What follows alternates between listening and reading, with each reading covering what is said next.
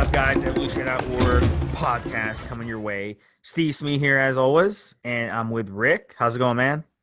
Hey, what's up, buddy? What's up, guys? Guys, we have four awesome topics. Let's hit on. All right, let's hit this hard. First one is tips for a second cycle and mistakes to avoid. So, we all go through that. We've been there, Rick. First cycle, it's so awesome. We're excited. And then we get into our second cycle and we start making mistakes.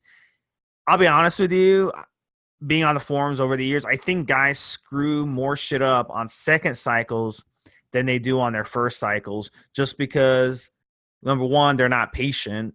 And number two, they figure, you know what, I feel so good on steroids that I can't work out anymore without them. So I got to jump into my second cycle. So the big one for me, and I'll let you chime in on this, Rick, that guys make is they don't take enough time between the first and second cycle. And I'm guilty of this as well. The first time I ran steroids, halfway through my first cycle, I already was planning my second cycle. I was like, fuck. It's kind of like when you go on a first date and you're really into the girl and you're already planning a second date with a girl. It's like, whoa. Finish your first cycle first, PCT properly, recover properly, then you can start planning your second cycle. So it's kind of like that. How about you, Rick? What have you noticed over the years? So one of the most common mistakes that I see guys make on their second cycle is that they want to double their dose right away. They want to go double. They want to go harder. And that's probably not the best way to do it. After your first cycle, you want to post-cycle therapy properly. Then you want to get blood work, make sure you're back to base levels, make sure everything's functioning well. And then you might want to just run the same cycle or maybe increase dosage just a tiny bit.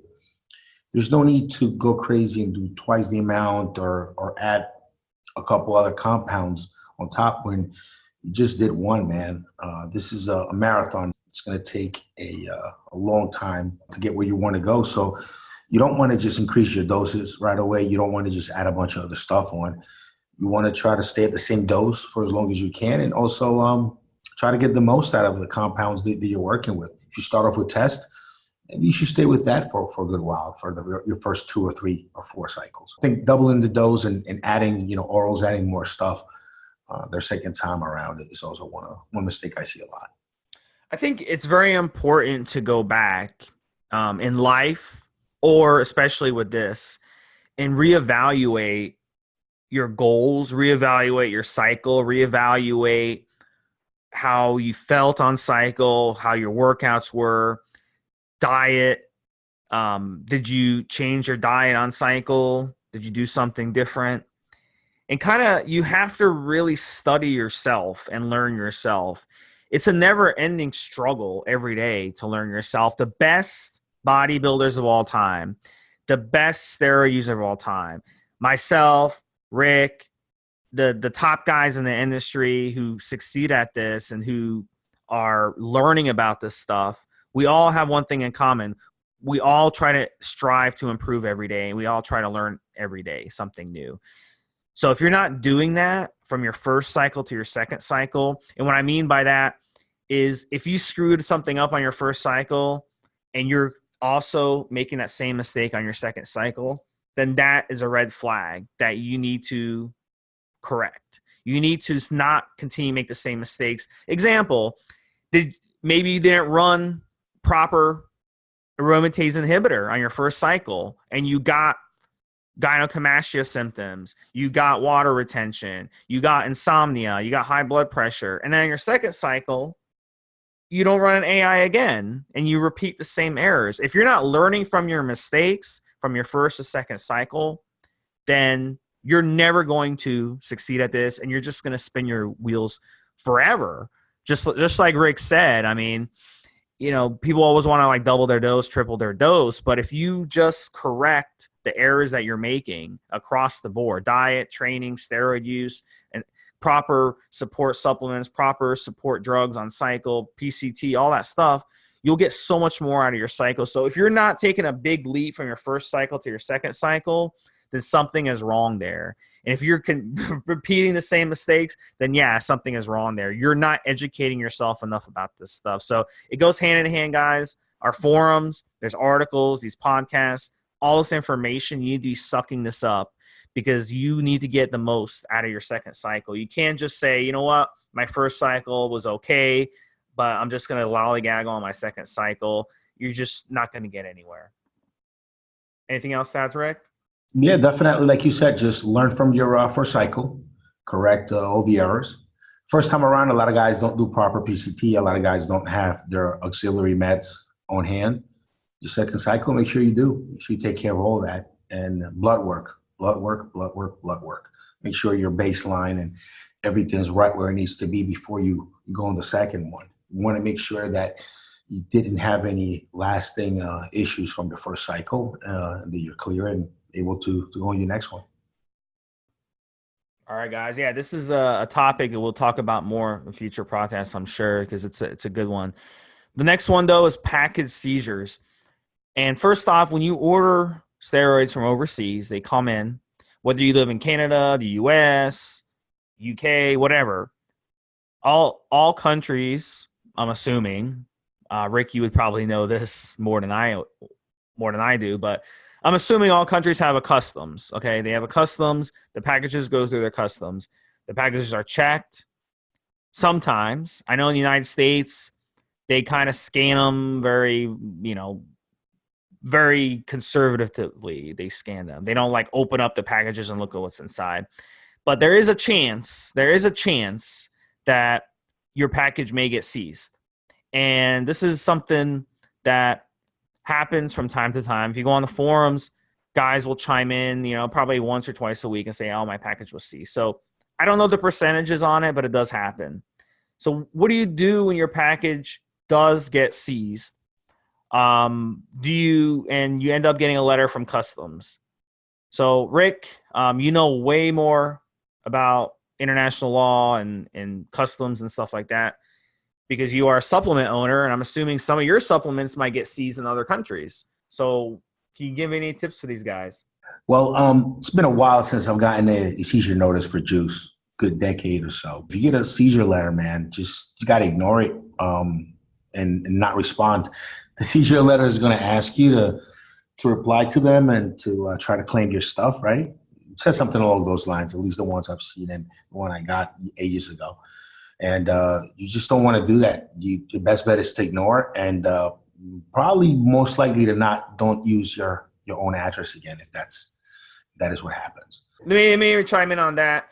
What I recommend the guys, never use your permanent address. Never use a family member's address, okay? Because if there's a seizure, they're going to get a letter. You're going to involve them. You're going to be in deep shit. Like, you can lose family members from ever talking to you again. You can lose friendships from doing that type of shit. So there's no need to do that. Get a P.O. box. Get a couple P.O. boxes even, okay? They're not that expensive. Sign up for like a 6-month or a year or 3-month, whatever. And then after the 6 months or a year, just get a new P.O. box. Just keep changing your addresses if necessary. And once you do get a seizure, you get the letter, don't use that address again, because that's red flag. So, that's the beauty part of, having P.O. boxes. You can just go to the post office, get another P.O. box. Go to the post office, get another P.O. box. Just go to a different post office, get a different P.O. box every time that happens. So, it's one of those things. The customs, really, they don't give a fuck if people are using a few vials of steroids. They really don't care. Unless they're already watching you, okay? Unless, they suspect you of doing something and they're watching you, it's not going to be a problem legally in 99% of situations. So if customs does see that you're importing a few vials of steroids, they're really not going to give a shit. Like Rick said, just shred the letter, don't respond. Contact your source. Be like, hey, my shit got seized. Show them the letter. Don't shred it first. Show them the letter first. And a good source will typically reship your item to a different address. They will say, you need to give me a different address. We'll ship this out to you. And that's what you got to do. And it's one of those things where customs just wants to pretend they're doing their job. But in the end, they really don't give a fuck if someone's importing a few vials of gear. Now, if you're importing like powders and thousands of vials of steroids, then yeah, it's going to throw up a huge red flag. But for the average steroid user, you never have to worry about anything really serious happening to you. So anything else to add, Rick? If you got a small supply coming, it's really tiny, chances are that they're not going to control delivery of the stuff. They're not going to try to put you in jail over it. They've got a lot of other stuff going on now. There's the fentanyl crisis, all the stuff coming in, ecstasy. I mean, there's all kinds of weird things being imported into the country now more than ever. And the new scanners that they use are really good at picking stuff up. There's a couple of good series on Netflix that shows you all the customs procedure and how they catch stuff all the time. It's like a Nat Geo show you can watch on Netflix. I think it's called Airport Security, something like that. You can search it out. And yeah, they got good scanners. They've got portal stuff now that can do the job of a mass spectrometer and tell them exactly what it is. They've got better equipment now than they've ever had, but they also probably have more shit trying to get into the country than they ever did. So if they've got a quarter kg of fentanyl that they catch that day, and they've got your 5, 6, 7 bottles for your cycle, there's a good chance that the fentanyl guy is going to get the control of the delivery and not you, probably. So small amounts, chances are you won't have an issue. And look, best way I tell everybody: testosterone replacement therapy. You go to the clinic. The clinics are more. They'll work with you now more than ever. There's different stuff that they compound now. I would just go to the legal route. It's always going to be good, always going to be human grade. And you don't have to worry about a lot of this stuff, man. And yes, you'll be limited in what you can use because TRT clinics won't prescribe Trenbolone and some of these other, really interesting compounds. But you get good human grade tests. You get good human grade human growth hormone if you can afford it.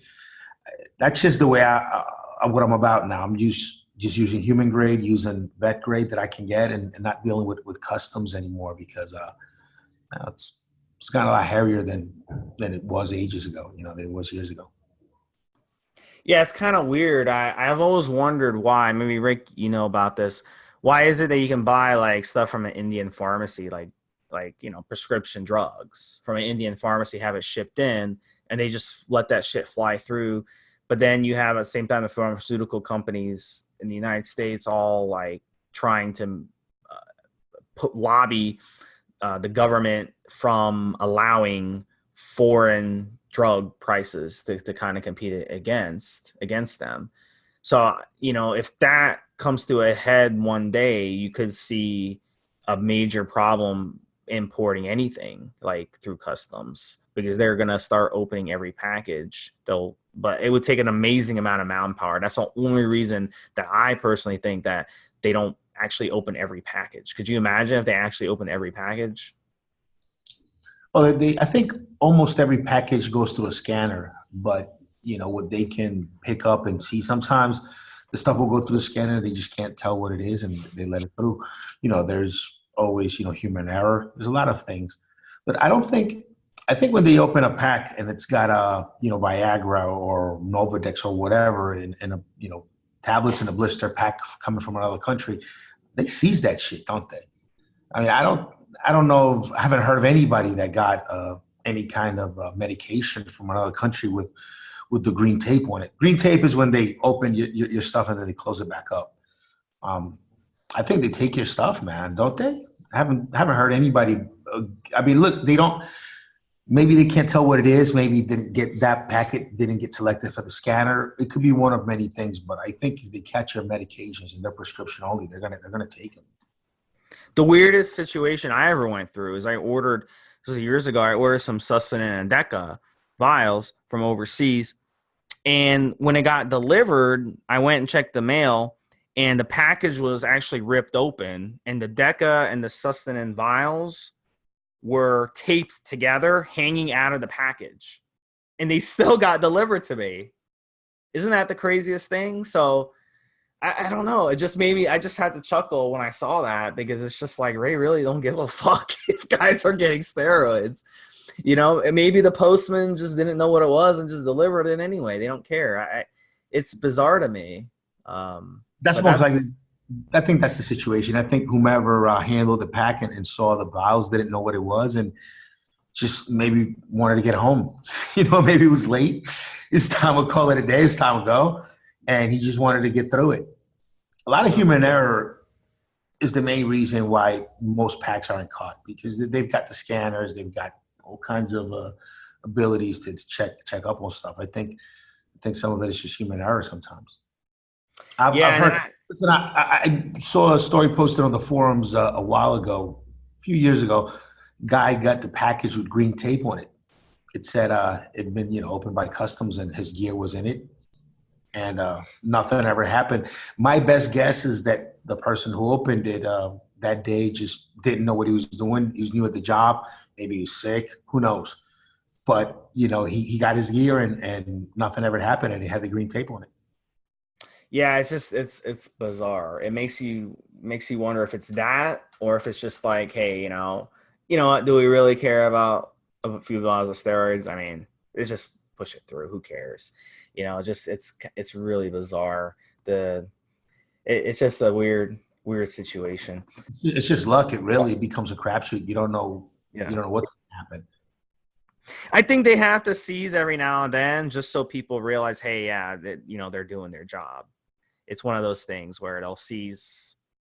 I think a couple years ago, a source told me that like all our packages are getting seized. It was like a blitz, like a 1-month blitz, where that month customs was just going crazy and just seizing everything. And then it's one of those things where the government, they need funding for programs, so they'll act like they're working hard, and then once that month is over, they go back to normal, just letting everything through. So it's one of those weird things. But a good source, a good international source, if you're not up to what Rick said, going to a clinic, going to an endocrinologist or urologist who can prescribe you, good international source, they should take care of you if there is a seizure. So, but never order too much steroids. That's the one thing that I will tell you guys. That's a tried and true thing. Never order a huge amount, just a small amount. But a good source, again, they would split your package anyway, so you're covered.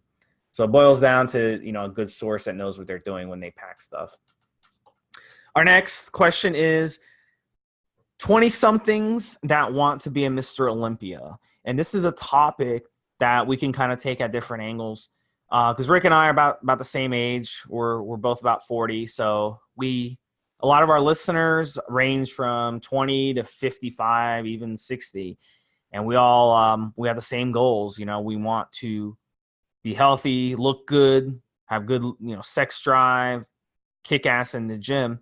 But there is that segment of the population, Rick, especially the younger guys who want that. They just fall in love with bodybuilding. Maybe it was looking at a bodybuilding magazine. Maybe it was, looking at, Ronnie Coleman, Jay Cutler, any of these Mr. Olympia champions. And they're like, wow, I want to win. I want to be a professional bodybuilder. I want to be at the Mr. Olympia. That's my goal.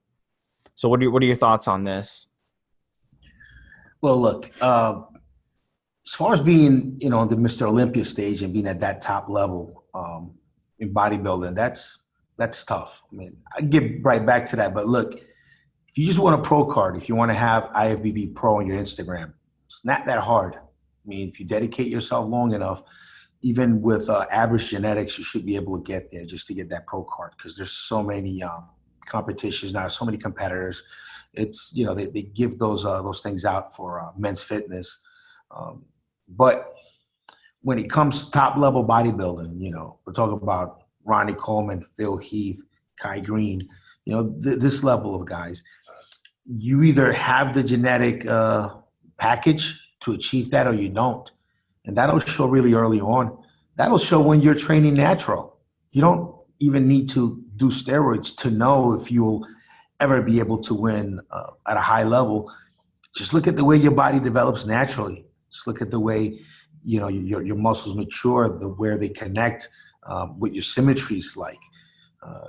Get a coach. Find a coach that's putting guys on stage and, make an appointment with them, strip down, have them take a look at you. He should be able to tell pretty quickly with your structure if you can do it, if you can cut it. And then it's just about your work ethic from then on.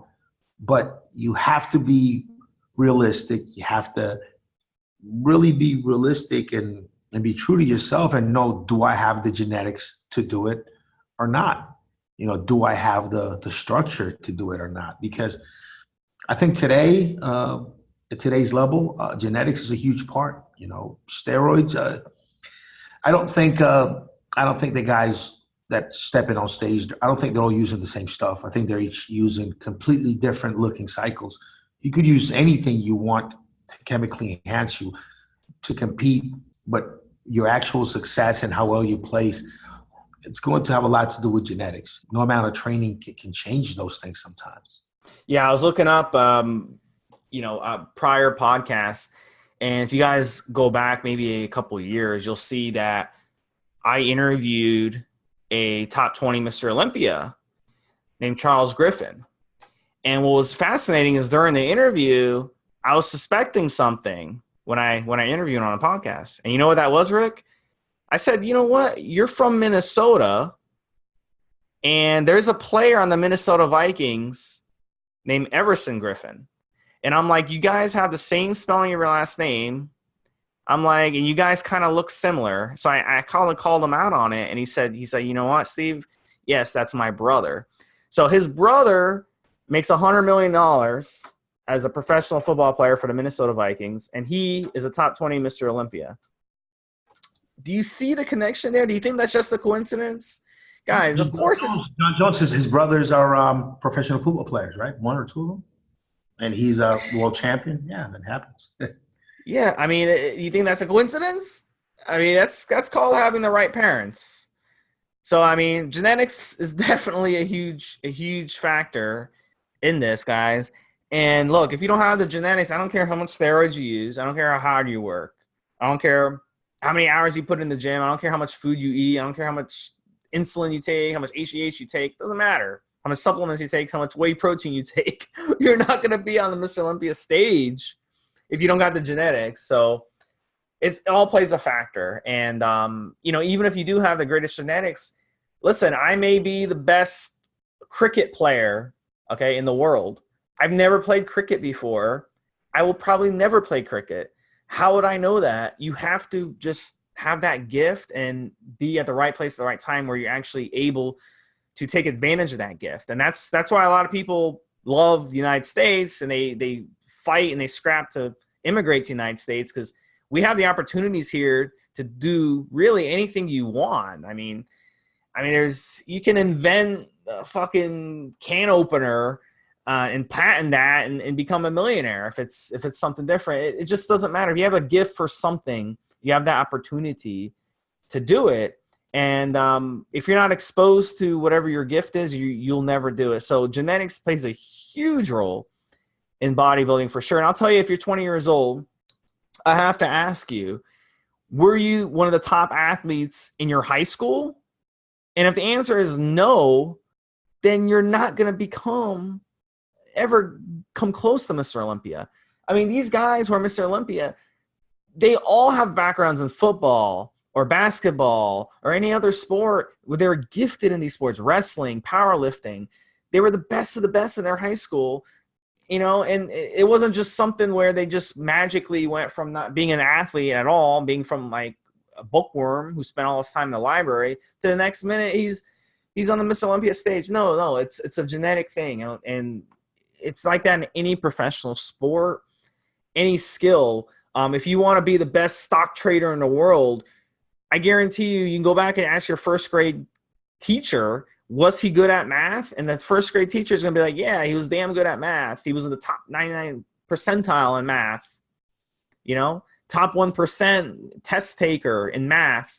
Yeah, he became a great stock trader because of that. It wasn't like you can't know what 2 times 2 is and then become a great stock trader. No, it's a skill, and these skills start with a young age. So, it's one of those things where, just definitely I tell people all the time, whether you want to become an artist or a bodybuilder or whatever, any of these niches that aren't like actual careers, my advice is have a real career and then pursue your loves, your hobbies on the side. And if you hit on those and you can monetize it, then you can transition to it. But you know, you don't want to be eating, you know, ramen noodles and living, you know, in a one-bedroom apartment with 2 roommates just to reach your goals that aren't, you know, going to be able to make money off of, because bodybuilding is extremely hard to make money off of. What do you think? You know, when it comes to other sports, I think you can get by on hard work, dedication, and finding your own style. Bodybuilding, you really need the genetics all there. You know, I think anything else, you know, there are basketball players of different heights. There have been short basketball players, tall guys that played at professional level. Same thing with football. Same thing with fighting, mixed martial arts, MMA. I mean, you just find your style. You know, boxing, the new professional champion, Ruiz, he's just a chubby guy. He just has his own way of fighting.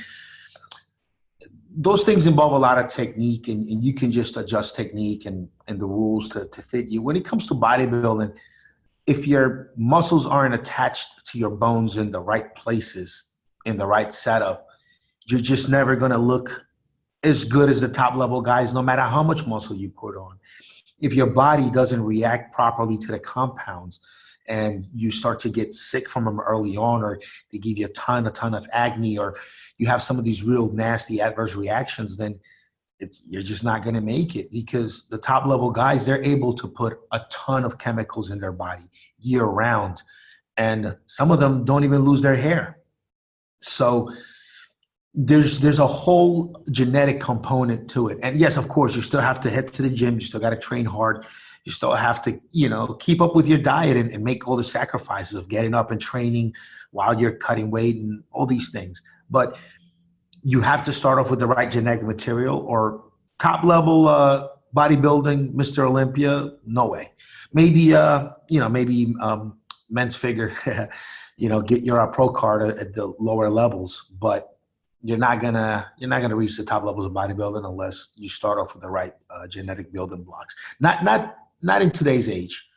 That's just what about Rick? What about monetizing a career out of bodybuilding when you're 20 years old? Like, let's say you're a sophomore, junior in college, and you're like, fuck, I hate college. I don't know what I want to do with my life, but I definitely want to get into bodybuilding.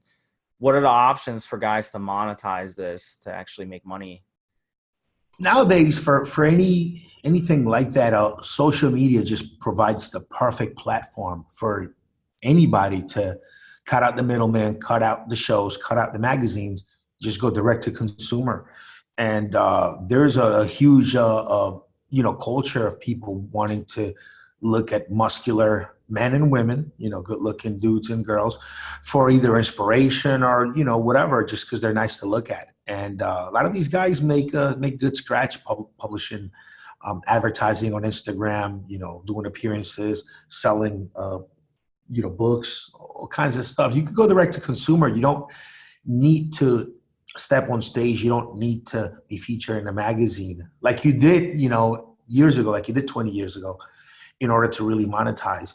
You can go direct to consumer and offer in your social media the same value or more than the magazine would offer, or whatever else you're competing against. And people are happy to circumvent the bodybuilding structure, the IFBB and the magazines, and go straight to their social and follow the fitness gurus that they want to follow. And some guys, they just want to follow them and look at them because they're nice to look at.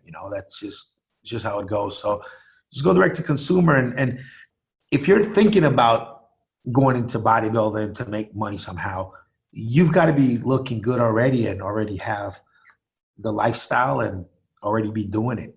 It's not a overnight decision where, like, I'm going to get buff and make some money. You kind of have to already be on that road. I mean, most of us started lifting weights in our teens and stuck with it. So you have to know if you're built for it or not. You got to know yourself, not just what you're willing to put in and what you are willing to resist and how hard you're willing to work, but also your genetics. You got to know everything about yourself to really embark on this lifestyle. I'll tell you, we've interviewed some guys in the Fast podcast, and some of these guys, they started really young, but they got into some type of controversy, and they had the controversy kind of blow up. We've seen guys kind of bounce stuff off of Rich Piana. They'll get into like a war with Rich Piana or controversy, blows up on social media, on YouTube, on Instagram, and all this stuff. And is this stuff staged? Is it kind of a grandeur scheme? It kind of is, because you get that drama, you get that controversy, you hit that young male demographic that loves drama and loves social media and loves going online and reading this stuff. And from there, you can kind of explode your social media, your Instagram, your YouTube, whatever. So, and we've seen actually a guy who started out like that on YouTube, and now he turned his channel into a prank channel, and he has 1 million subscribers, and now he's selling t-shirts. He's monetizing his YouTube channel. He's making 6 figures on that, selling shirts, selling, different apparel, selling supplements on the side. I mean, so that's one of the things that you need to hit on.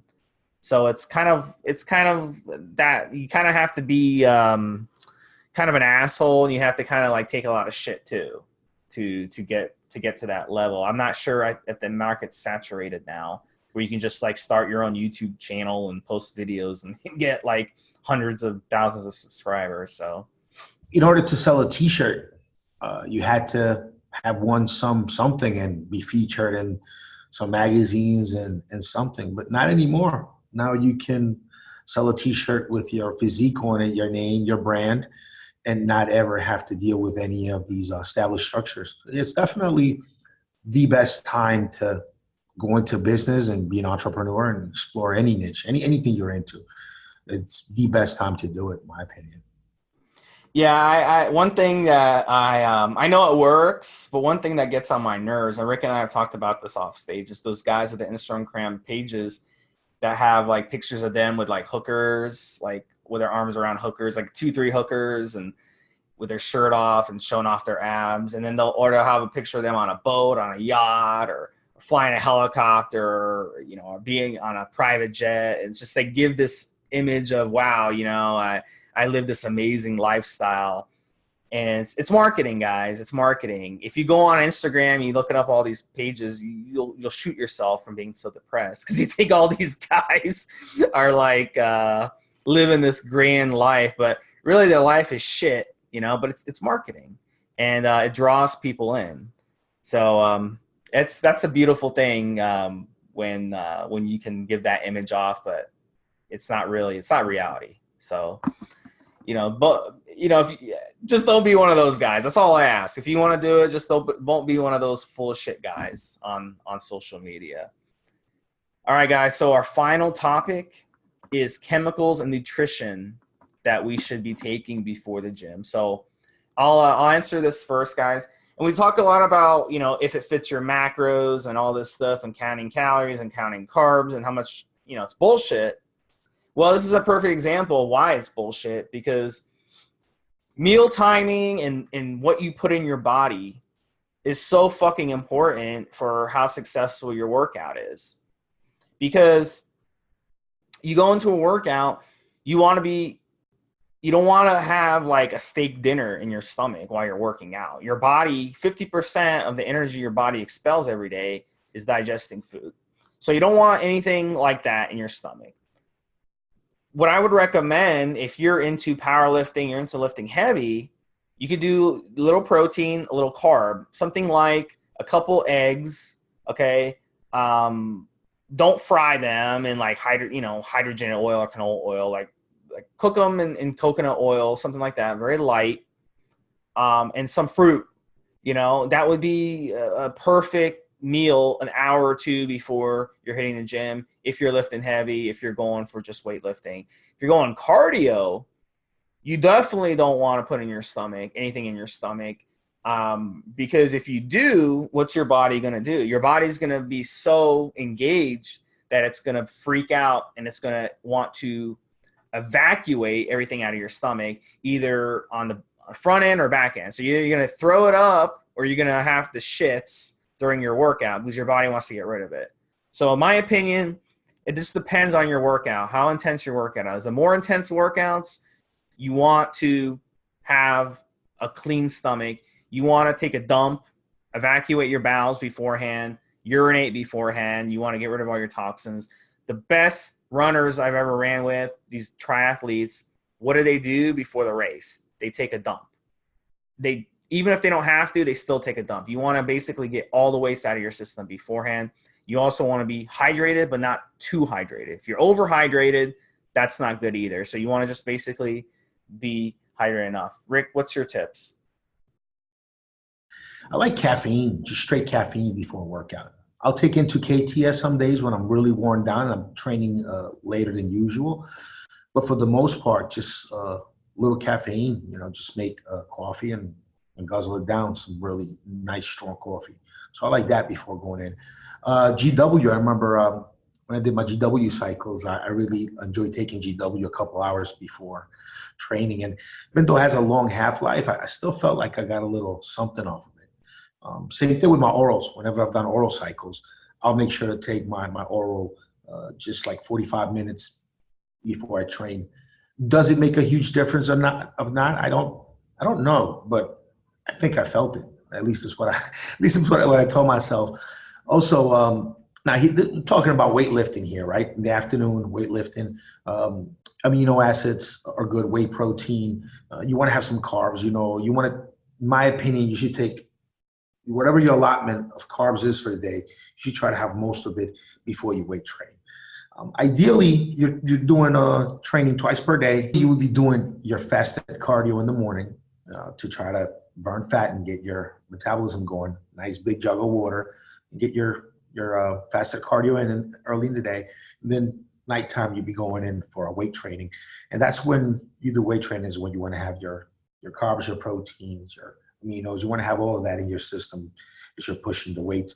And like Steve said, you want to time those meals so that you get them into your system and they're out of your stomach before you get under the bar, before you get under the squat rack. I think we've all heard stories of guys throwing up after getting off the squat rack for going so hard. Yeah, I mean, it'll make you evacuate. It'll make you throw everything out if you're going under a lot of strain. You're getting the squat rack and you've got food in your stomach. It's coming out. So time your meals properly, and those are good things to take before training, man. I think another one too, N2 Generate, 5 caps, an hour or two before training. That works fantastic. Like, you just gives you a little more aggression, gives you a little more, little boost, natural hormones right before your workout.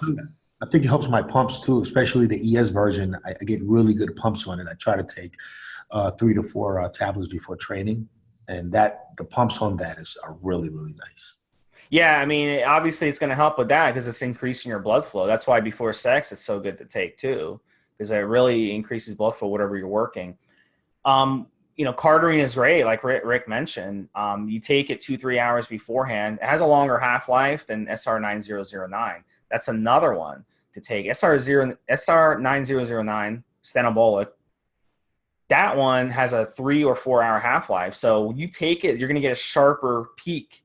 So if you take it about an hour, hour and a half before your workout, you'll get a peak during your workout. It'll give you that boost in endurance. It's not a stimulant. It's going to give you a boost in endurance. It's going to allow your heart to work less hard. So you'll be able to push harder for longer during your workout. It's going to give you more wind. So that's an option too. Either Cardarine or SR009. But oral steroids, a couple hours before the workout. I like that a lot.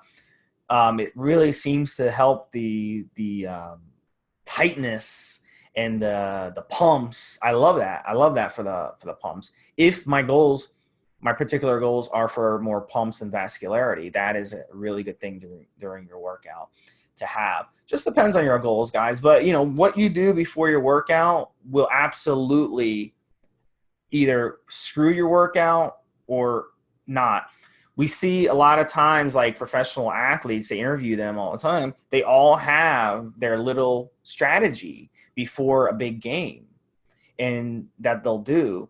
Jim Kelly, what he used to do, Rick? He used to throw up before a game. That was his strategy. Steve McNair, he used to take a nap before a game. If he got in his nap, he was going to play good. If he did not get in his nap, he would not play good.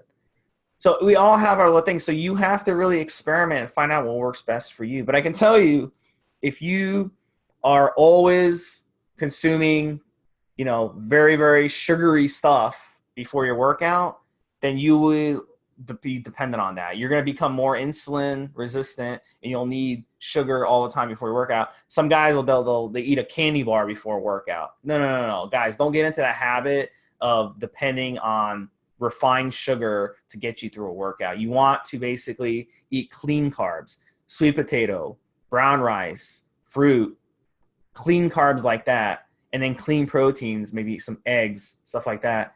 Don't eat shitty food before a workout. You're going to be run down and you're going to drag your workout, and it's not going to be good.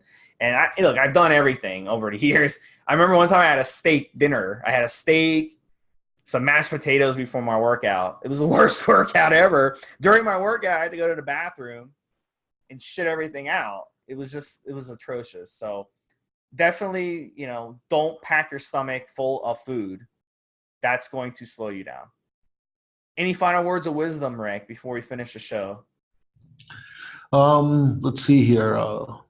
You shouldn't be tired before your workout, even in the afternoon. When you get in there, when you get in the gym, you should be kind of taken over by the environment and get a big rush of adrenaline to want to get in there and do it. Just the smell, the sounds, the girls, just everything at the gym should get you going.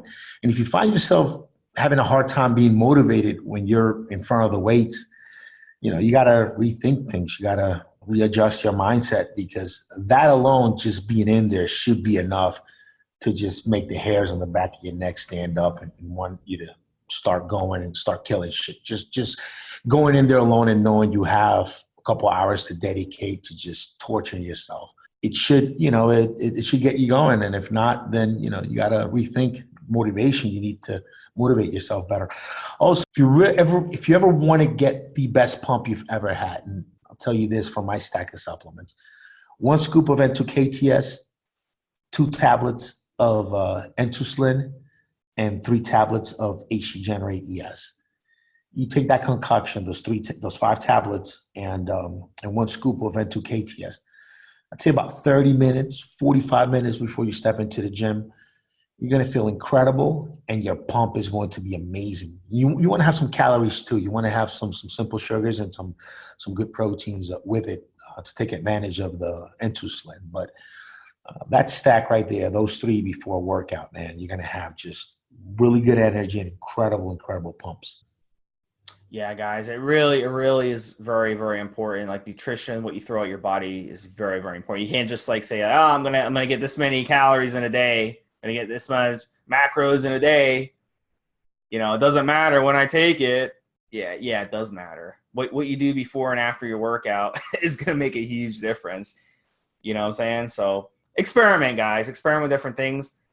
Try Rick's concoction. That actually sounds really good. I've used all 3 products, and I can say that they do work. So I can't imagine using all 3 together. I'm gonna have to try that out next week, Rick. All right, guys. Listen, we appreciate you guys listening to the show. Please hit me up on the forums, guys, if you need any help with anything. And I'm always there to help. Stevesmi on the forums. Thanks for listening to this podcast. Send in your questions as well, and we will read them on the air. Have a good night, man. Thanks for listening, guys. Hey, have a good night, guys. Have a good night, Steve. You too.